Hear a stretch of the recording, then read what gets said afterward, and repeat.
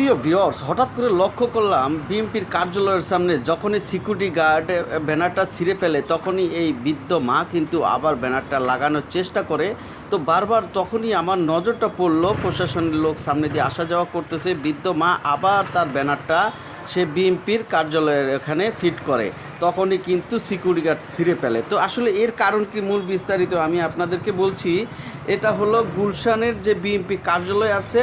আপনারা জানেন যে বাংলাদেশের এখন বর্তমানে সরকার, যিনি প্রাইম মিনিস্টার তারেক রহমান, বিএনপির বর্তমানে যিনি সরকার দায়িত্ব পালন করতেছেন, সে কার্যালয়ের গুলশানের সে কার্যালয়ে কিন্তু সামনে গেটেই এখানে এক বৃদ্ধ মা একটা ব্যানার লাগাচ্ছেন। তো আমরা আসলে আছি সেই গুলশানের সেই বিএনপির কার্যালয়ের পাশে। এখানে আপনারা যে গাড়িগুলো দেখতে পাচ্ছেন সেগুলো হলো যে তারেক রহমান, বাংলাদেশের উনি এখন বর্তমানের প্রাইম মিনিস্টার, উনি যেদিকেই মুভ করেন তখনই এই গাড়িগুলা সাথে করে নিয়েই কিন্তু তাদের নেতাকর্মীরা এবং প্রশাসনিক লোকেরা এই সাথে করে কিন্তু তিনি নানান জায়গায় মিটিং মিছিলে অংশগ্রহণ করেন এবং সংসদে তিনি মিটিংয়ের জন্য প্রবেশ করেন।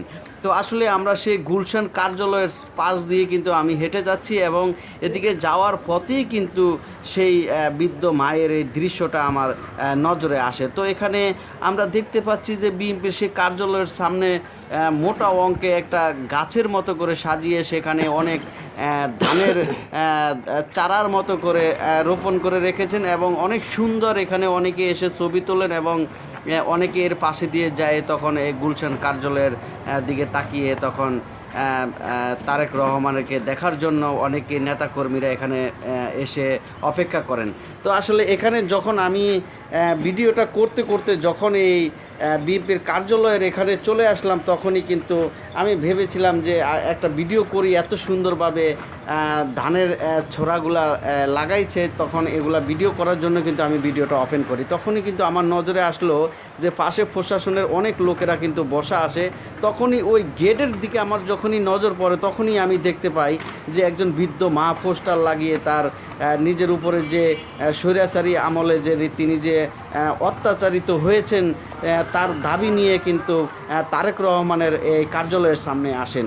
তখনই কিন্তু সিকিউরিটি বারবার তার এই ব্যানারটাকে ছুঁড়ে ফেলেন এবং ছিঁড়ে ফেলেন। তখন এই অসহায় মা তিনি আবার নিজের চেষ্টা করেন ব্যানারটা সেখানে লাগিয়ে রাখার জন্য। তো এখানে প্রশাসনের অনেক গার্ডেরা কিন্তু পাশ দিয়ে আসা যাওয়া করেন। তার কি দাবি দাবা সেটা তিনি বাংলাদেশের বর্তমানে যে সরকার, প্রাইম মিনিস্টার তারেক রহমান, দেশনেত্রী বেগম খালেদা জিয়ার একমাত্র সুযোগ্য সন্তান তারেক রহমান